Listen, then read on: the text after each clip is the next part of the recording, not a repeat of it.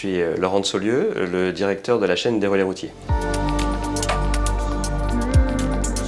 Les relais routiers qui ont été créés en 1934 sont des établissements qui reçoivent plus particulièrement des chauffeurs routiers. Ce qui a changé, c'est le nombre d'établissements. Il y en a moins aujourd'hui à cause des autoroutes. Ce qui a changé, bien sûr, c'est le prix. Ça doit être compris dans le remboursement des frais professionnels d'un chauffeur routier qui aujourd'hui est à 15,20 €, je crois, pour un repas. Donc ça veut dire que c'est des menus entre 14 et 16 €.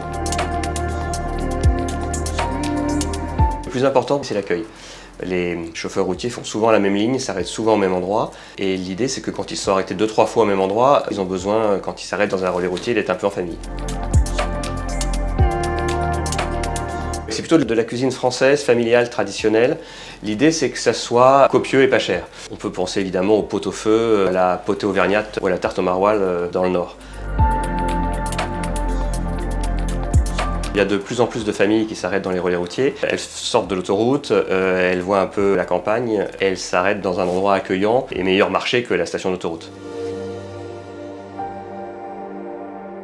Non seulement leur matière première augmente, mais en plus les routiers ont une baisse de pouvoir d'achat et du coup vont essayer de faire des économies sur leur repas. Les relais routiers en sont conscients et font attention.